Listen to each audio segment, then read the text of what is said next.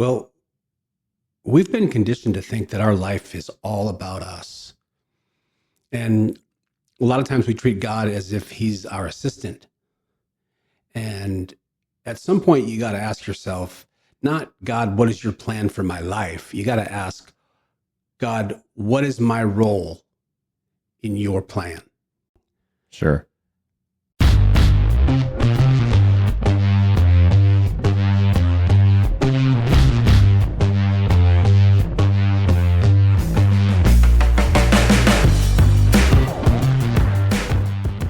Well, thanks for coming in today, Ryan.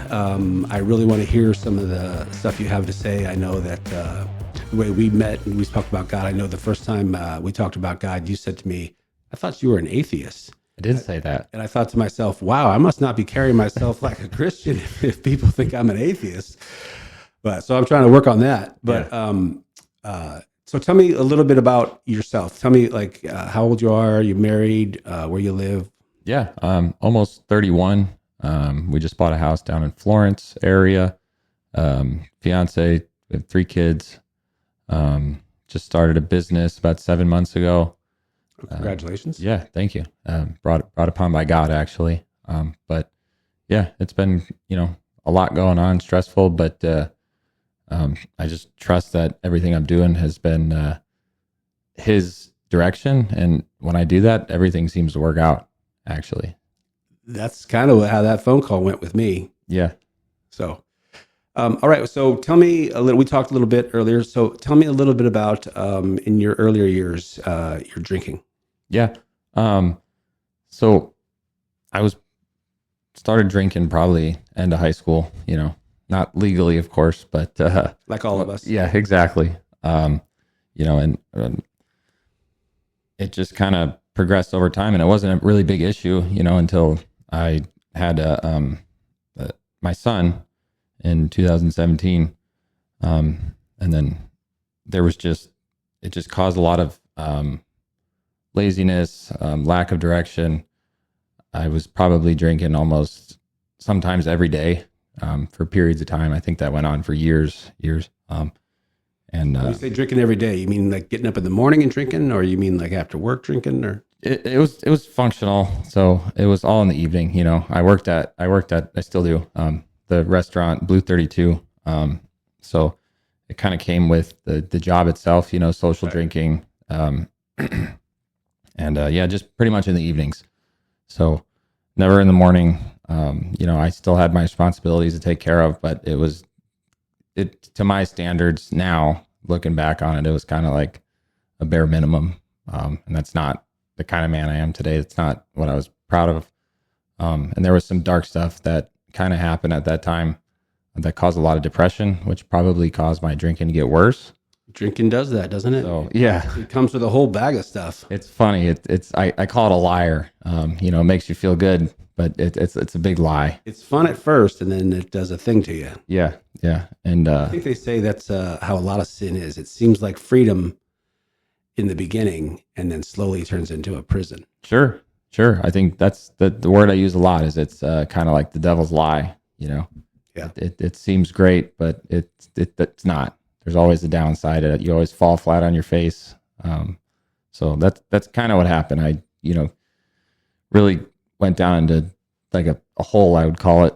And I wasn't able to stop. Like, it wasn't like, the alcohol jitters. Like, I wasn't like addicted to the substance. I think it was more of a mental thing, and the depression, but you could feel it coming on your life and putting like a weight on you. Yeah. And it was just kind of like a habit of like, just getting off work. Okay, let me have a few drinks kind of a thing. But again, caused a lot of issues. And the one night it got just real dark. And I just remember thinking to myself, I've been miserably depressed for probably 2 straight years. I couldn't think of one day in those years that I felt good. And I realized that's kind of was like rock bottom. There was some other stuff involved that kind of got me there. You just had a self-realization of like, this is not how I thought my life was going to go. Not at all. And my son's mother and I, we had separated. And so that was another issue at the time for me, kind of making it worse. So there was one day that's when I really started knowing, and it's more than a belief. It's like I know that moment God was there. I remember praying, feeling just helpless, like tired of the same cycle over and over and over again, never getting anywhere. Just the depression, like I said, for 2 years or more. And I didn't know what else to do. And I'm like, God, like, and I never really prayed much, like I was raised Catholic, but I believed in God, but we weren't churchgoers. Like I didn't read the Bible every day. I just knew that God existed, but I didn't understand what that meant until that day I asked for help. I said, I can't do this on your own or on my own. I need you to help me. I don't know what that means, but like you need to help me. I can't do it on my own. Had you ever asked for God's help in anything before that? Not like that. It was a honest, like pleading, like putting all of the weight onto him because I had tried everything on my own.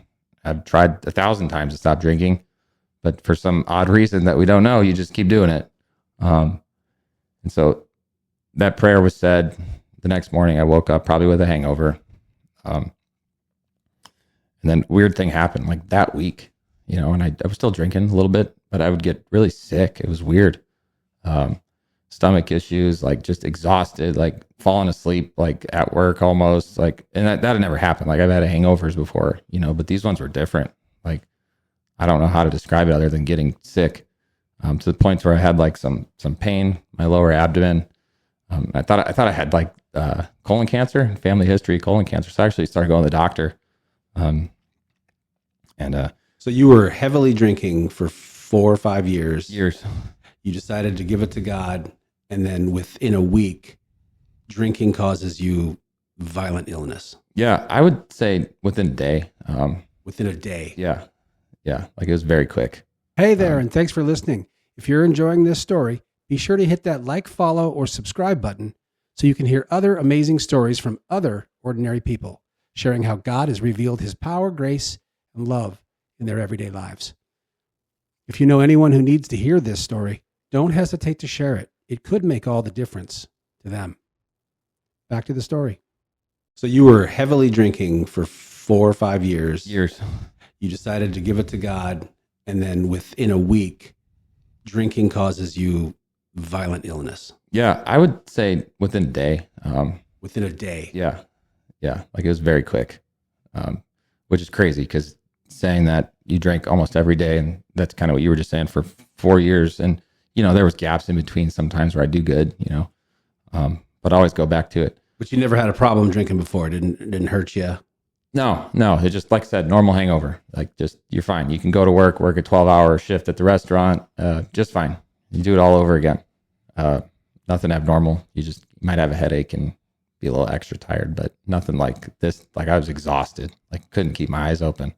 And then so anyways, going to the doctor, did literal colonoscopy on me at age, I don't know, I was like 25 because I had family history of colon cancer. So I'm like, oh man, maybe I'm dying. Thank God not. Everything came back clean. I don't have, forget the name of that other one that you get in your digestive system, but celiac. Yeah, that one. Everything came back negative. And they're like, I don't know what's wrong with you. So I think I got an unofficial diagnosis of like irritable bowel syndrome. At the time I had terrible medical insurance, so I think I paid like $8,000 to find out that I just wasn't dying, but nobody knows what's wrong with me. Anyway, so you were kind of forced to cut your drinking. Yeah, so that's over the years. It was a constant battle with my health to figure out like what I can and can't eat is what I narrowed it down to. I'm like, okay, if a doctor can't tell me what's wrong, like I need to figure this out. So, and every time I drank, it was almost like he put a safeguard. This is kind of where the chills come in. It's like I realized over time, because I didn't know initially that that's what happened, but like God showed up and he put this safeguard on my life, knowing that, maybe a family history of alcoholism and me too, that because I asked for it and he knew that because I was leaning on him. He's like, here you go. You asked for it in honesty though. Yeah. Like genuine, like heartfelt, like on my knees, like this is my, like, I'm desperate, God. I can't do it.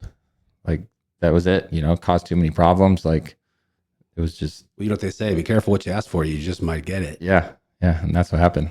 And I've told this story kind of a lot of times and So I've never known you to drink. Years almost. As long as I've known you a couple of years, and I've asked you if you drink, and every single time you've never told me anything like that, but you've said, I might have a little bit, but no, I don't drink. But I've never seen you take a drink. Yeah, here and there.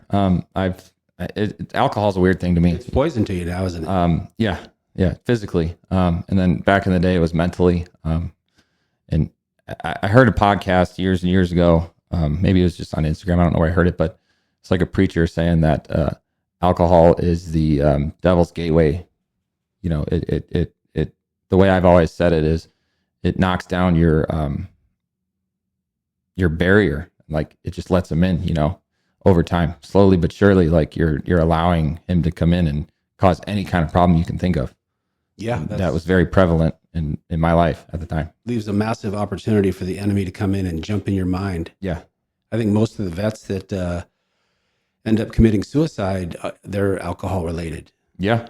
I could definitely see that being the case. It's very, like I said a couple of times, the depression was there. You know, like it was undeniable, and that was kind of like, okay, like I can't feel this way anymore. I have responsibilities. I have my son. It's like I want family in the future. So it literally, that was the first time and the changing point to where I knew that God was there. You noticed his presence at that moment. Yeah. Well, not at that moment, but after he actually stepped in, you were like, well, maybe that prayer worked. Yeah. Because it's, again, going back to how do you drink every day for 4 years, and then the day that you have that prayer, it's like it turns to poison. Yeah. He gave me that, like I call it a safeguard. Like, here you go. That's help. He's helping you. It's crazy. And that's kind of how we got here, is when I said to you, at one point I was like, hey, I have a crazy God story. You were thinking I was talking about my business at the time, but I was referring to that. And you're like, dude, I have a podcast called Crazy Amazing God Stories. And that's kind of what led us here. Yeah. So tell me about how you met your wife, or wife to be. Yeah. So, fast forward from that point to where I, had that prayer, and, it was still, work, and no matter what you're doing, even with God, it still requires work, especially with him. You just know that all that work is good, and it's going someplace, and you're more willing to put in a ridiculous amount of work because you're doing it for God, and he told you to go that direction. So you're going to walk down that path, no matter what it means. It makes it so much easier to suffer when you know you're doing it for God. That's my personal experience. If I'm just suffering because for the sake of suffering, I'm like, I don't want to do this. Because you can't fail. But yeah, when it's for God, you're like, well, you're not. That's the way I look at it. It's like, even if you fail to our standards, you know that the path you're on is leading to somewhere else. So, this business I started, which we'll talk about in a minute, but if that business fails, like, it's on a path to get to something better that he has an intention for me, Well, with an attitude like that and God helping you, how can it fail? Can't. Right. That's awesome. Right. That's what's great. I mean, it's just amazing thing. Like, there's so much just focused direction with God. Going back to how I met my wife. So we're engaged. We're not actually married yet, but we have 2 kids, 6-month-old and a 1.5-year-old. So pretty close together, about 14 months apart, actually. But what are their names? I got Madison and Maya, 2 girls. Nice. Yeah, beautiful. So Natalie, my wife, worked at Blue 32 for years, and she's about, she's 6 years younger than me. I don't know. She'll get mad at me for not knowing how much younger she is than me, but, so she worked younger. there. She's younger. That's the most important part, Yeah, that you add that she's younger than you. Significantly. Yeah. To some people's standards. But anyways, so she worked at Blue 32 for years, and, I've worked there for 10 years. And so when she was, I think she's got a job there when she was 16. So we worked together for a long time, like for 4 or 5 years, never talked to each other at all. She was too young. I was, in my stage of like, still drinking and, going on dates with other girls and, just kind of doing my thing. And then went through my issues with drinking. And then once I finally was able to start working towards getting out of that, was still, at the time, going on dates with other women and like, because I was single, me and my son's mother weren't together at the time. So, and it was I don't know what word I want to use, a fruitless journey of dating and just finding one bad apple after the next. And part of that was probably me at the time, drinking too much and just making bad choices and like, oh, this one looks nice. Like I met her at a bar, like, okay, Sure. So, but I hit a point to where I was tired of it again. And I thought to myself, okay, so I said that prayer about drinking. Let me try it again. I'm getting the chills just thinking about it. And so I had a similar prayer. I said, God, it's like, I've been trying this on my own. Like give me somebody that I'm supposed to be with. Like I'm tired of looking, like it's exhausting. I've gotten, too many just wasted time, and Too many bad relationships yeah. going nowhere. Yeah, exactly. And so it didn't happen right away, but shortly after I get in a car accident and a big lifted truck at the time. And again, that might be another God thing too. A big old lifted truck I couldn't afford, financed it, but we got rear-ended, me and my son, by a big construction vehicle, a big truck hauling a big excavator. Rear-ended he was probably going 30 or 40 at a red light and hit us. So that probably saved my son's life. If we were in a car, I guarantee it might have been smashed. But so thank God for that. But you went to God about your relationship status and how it was going. Yeah. So how long after you said that second prayer of asking for him to come in did your fiance show up? So in that way, the truck ties into it. So I go to work, that next week, and my neck hurts, my back hurts. We just got rear-ended. All kinds of pain, could barely work, but I didn't have a car. So I said, we got off of work, I don't know, 8 or 9 o'clock, and Natalie, she's out there in her car ready to go home. And I just got in her car, because we were acquaintances. But I just literally opened the door and sat in her passenger seat, and I said, hey, give me a ride home. She said, whoa. I was like, oh, I thought to myself, maybe that was kind of rude. It's like, I'm sorry.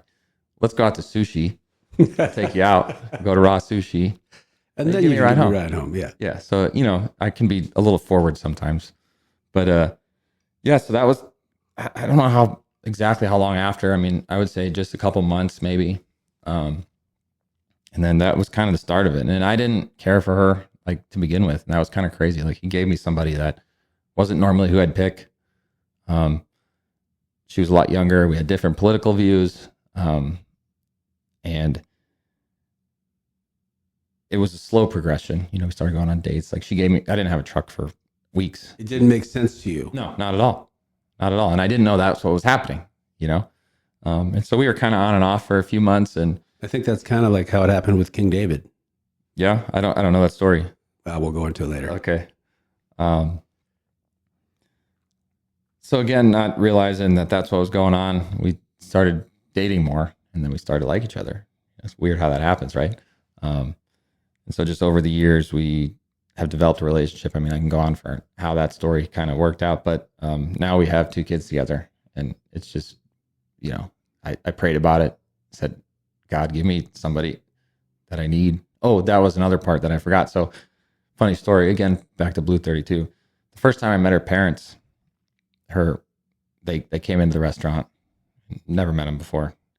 It just came over me. I go over and say hi. And I start talking to them about, like, I've had issues dealing with my separated family, meaning like my son's mother and I, because that wasn't normal to me. And like I was raised in it. My parents were together forever. So I just started talking to him about that. And it was really weird. It just came over me like, hey, like. You just opened up. It's like Natalie was able to talk to me about it because she was from a separated family. And it just made sense. She was able to help me through that. And then first time I met her parents, I did the same thing. And just, it was weird. Like no one does that. Like, hey, I have issues coping with my separated family. It's like, oh, who's this guy? But that was not what happened. They openly accepted my words and were able to continue to talk me through this, not knowing anything about me other than I was dating their daughter for the past few months.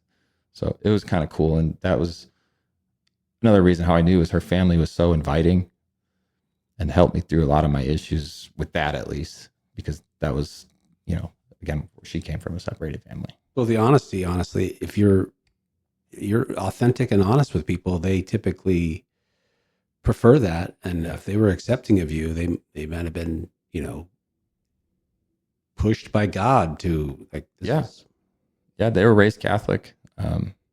So I think that was, again, they're put there for a reason, I to them and them to me, So basically, you asked God to bring you out of this terrible season of dating and into a steady relationship. And within a short period of time, you got in a truck accident and you were vehicleless, and the perfect opportunity for her to give you a ride home, and then you guys to have a connection where you wouldn't normally have. Yeah. If that didn't happen, we would have never talked to each other. Because again, the age gap, that's why I brought that up. And then separate political views. But yeah, I mean, another thing that really drew me to her was her love for kids. And I had my son. God doesn't care about politics. So, right. So, but yeah, her love for kids was like a huge draw for me. Like the way she was with her niece and nephew at the time. And it's like, oh, like I want a family, And so that's was a big key reason, at least, that drew me there, I think. So she's able to be a great stepmother to my son and a mother to our two beautiful daughters. Well, it seems to me like when you bring God into a situation, he makes things that don't seem like they would work, just work. Like things click. And they, like, if you said you normally wouldn't date her, but somehow he gave you eyes to see her through a different lens. Yeah. You saw her family through a different lens, and all of a sudden, next thing you know, you're now calling her your wife, even though she's your fiance. Yeah. But now you absolutely see her a different way. If you don't invite God in to do that, then you would have just been going on the same way. Same with drinking. That's been exactly my experience. And I was thinking on the way here, belief versus knowing. Like you can say you have a belief in God, but like knowing, like there's evidence that's true. I know exactly what you mean. Like I know it's there. It's not a belief. I try not to be obnoxious, but it's not easy for me. And a lot of times I'll be around people and they'll say something like, nobody really knows what happens when you die. And I have to button myself up, but I always want to say, I do, because I know. Yeah. I mean, I don't know how to explain that. There's no doubt in my mind of what's going to happen. Yeah. There's no doubt in my mind. Yeah. It makes me more deadly than ever. It's just 100% faith. And again, knowing, because I was thinking about the word belief, and it doesn't hold as much power as knowing. And that's, I guess, kind of the point over here is explaining like how it's like, how did he affect your life, And then that kind of brings me to that car accident too. So before Natalie and I had our first baby, it was probably, I don't know, a year of time, maybe a little longer, to where from that car accident, I was waiting for money from it because I knew I was getting a check. I got rear-ended by a construction company and we had medical bills, me and my son. I kept calling my lawyer. I'm like, hey, when's this money coming? It's like, another 2 weeks. 2 weeks go by. When's the money coming? Another 2 weeks. We did that for a whole year. So that was a weird thing.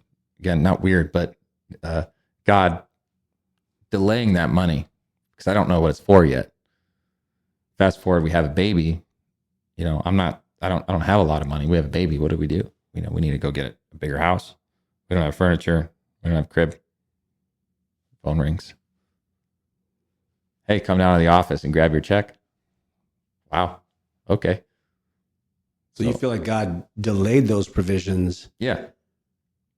So that you could apply them to your needs in the future. Without a doubt. And it was the need to start our family. And that's like, because I know if I would have got it beforehand, probably would have spent it on, I'm a big fisherman, so I probably would have bought a nicer boat, maybe bought something for my truck. I don't know. I'm sure I would have wasted it. Sure. Yeah. Very nice. All right. So now tell me a little bit about your business. Yeah. So how did that happen? How did that come about? Yeah. Another crazy, amazing God story, of course. So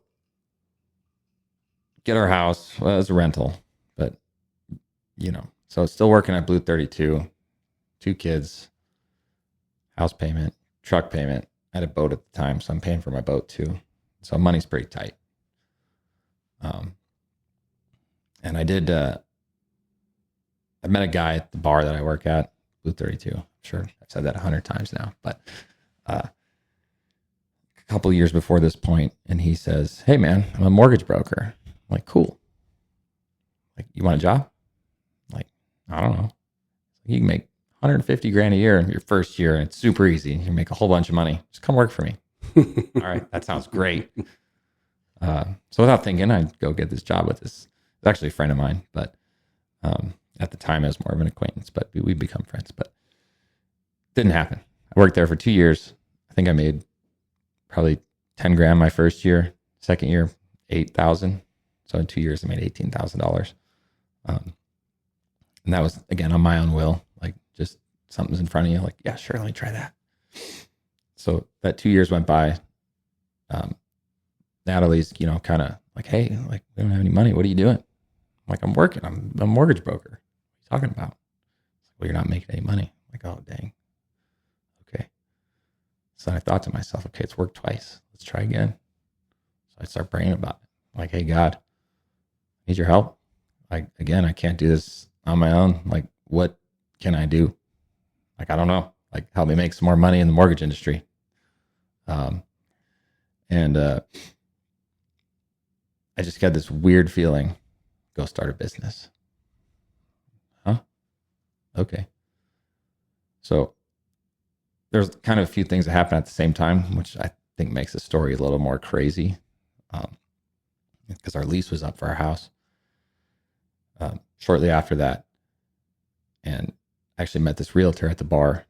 She's like, "You can go buy a house even if you don't have a huge down payment, blah, blah." Long story short, we ended up agreeing with me and Natalie that we want to buy a house now too.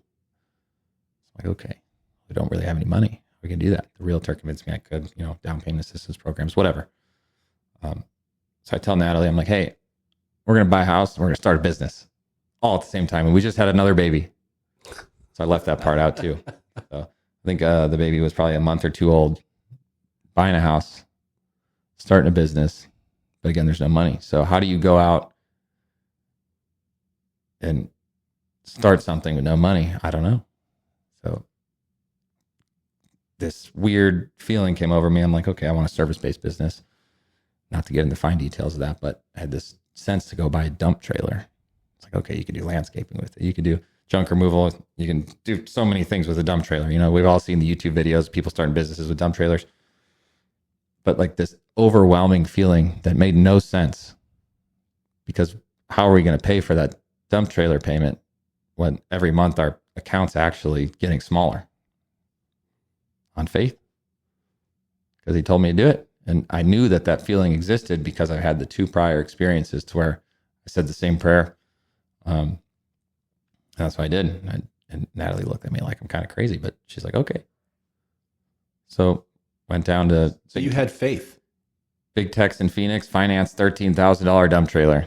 No idea how I'm going to pay that first payment. First day in business, I literally bought the dump trailer, got insurance, made a call, said, "Hey, I'm in junk removal business. Cool, come out and work for me tomorrow." I made $1,200 my first day in business. Man. Yeah. Like that, it's every time I say this, I get chills. Like, I'm starting to see a pattern here. Yeah. Yeah. It's undeniably there. And that's, again, how I know. That's how I know. Kind of going back in the timeline, I wanted to say, so there was no prayer in this one, but again, with money, God's always had my back with money. It's like, oh, how are we going to pay this month? It's like, oh, I don't know. I just got $1,000 check for whatever it was at the time. I'd always get money somehow when I needed it. Do you feel connected to God with money, or is it something that you just think of afterwards? I don't know if I would say a connection, but he definitely makes sure I don't go without what I need. And that's happened every time. I've never gone without what I need. We always have food. We always pay the bills. Like, we don't have a surplus right now, but it's always there. You know, when the beginning of the month, when you're like, oh man, how am I going to pay this bill? You figure it out.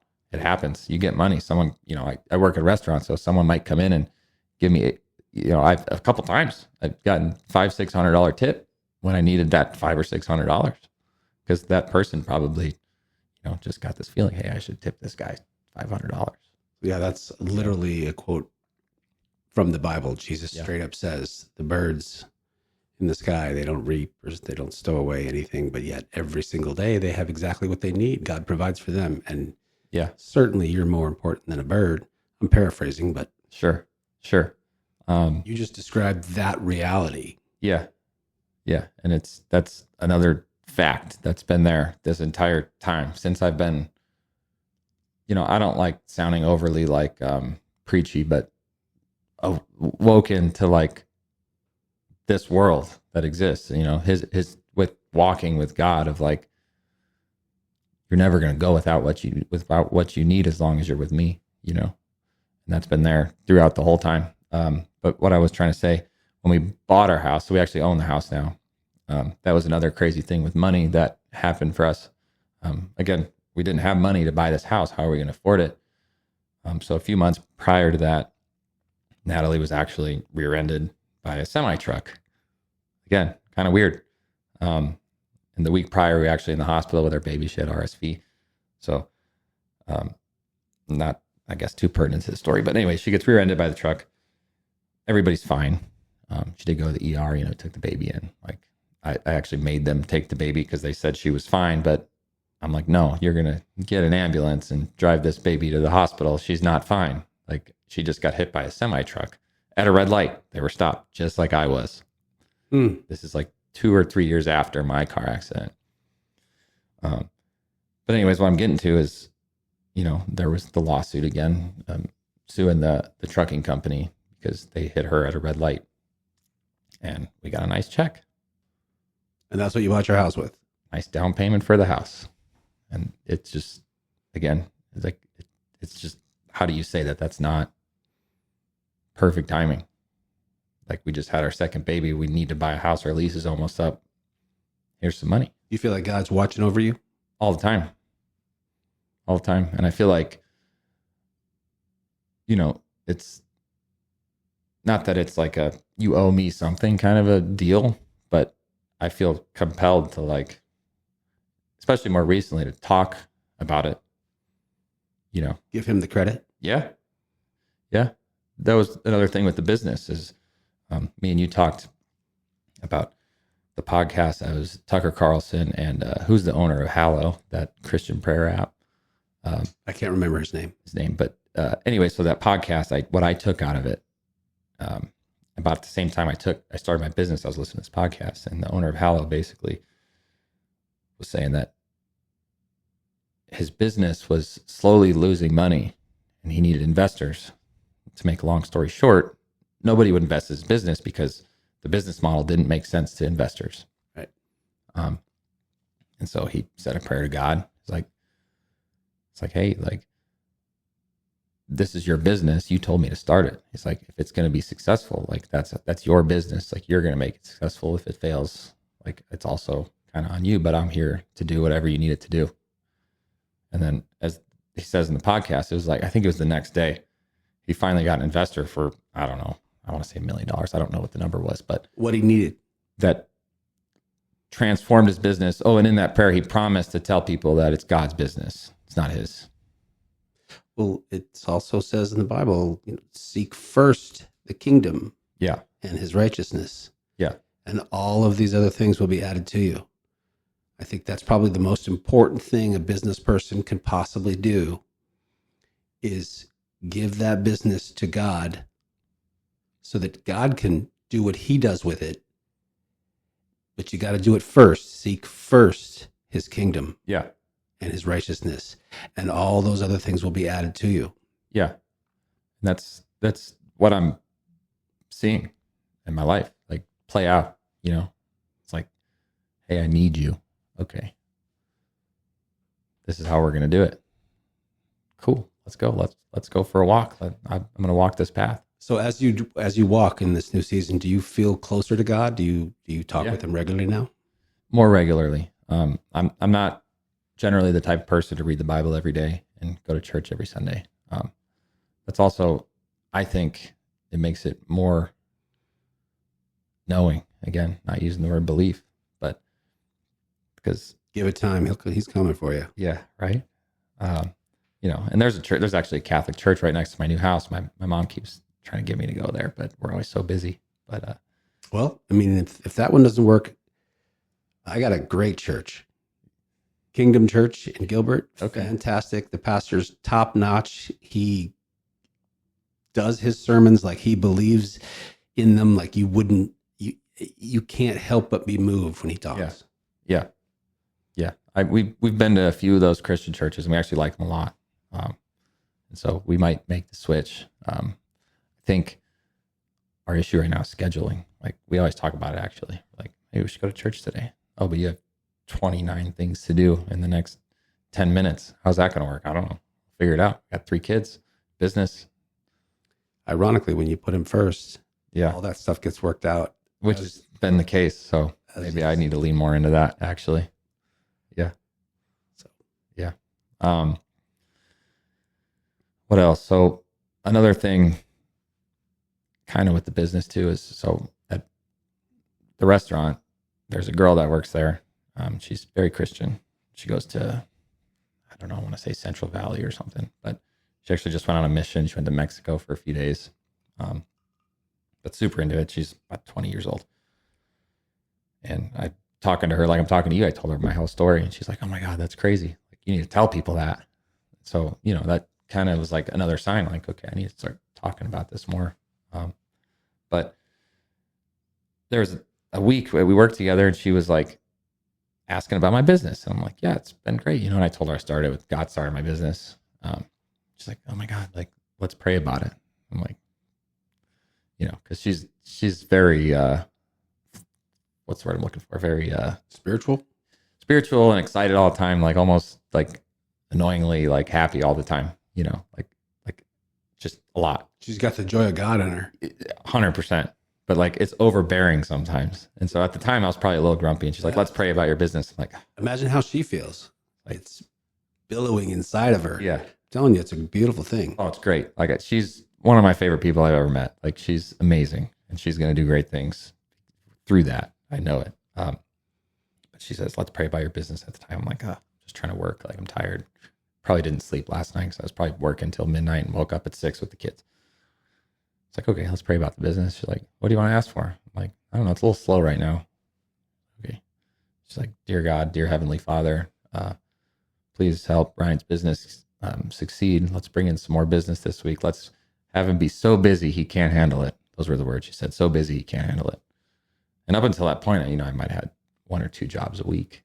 So this was the following week, that Monday, because I usually work Friday, Saturday over there. Phone rings. Hey, you should come work. Okay, cool. Went to work.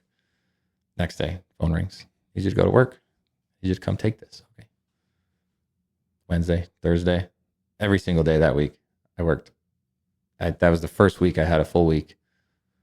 I made more money that week. I mean, I have more now. That was a while ago, but more money that week up until that point because of that prayer. It just poured on you again. Yeah.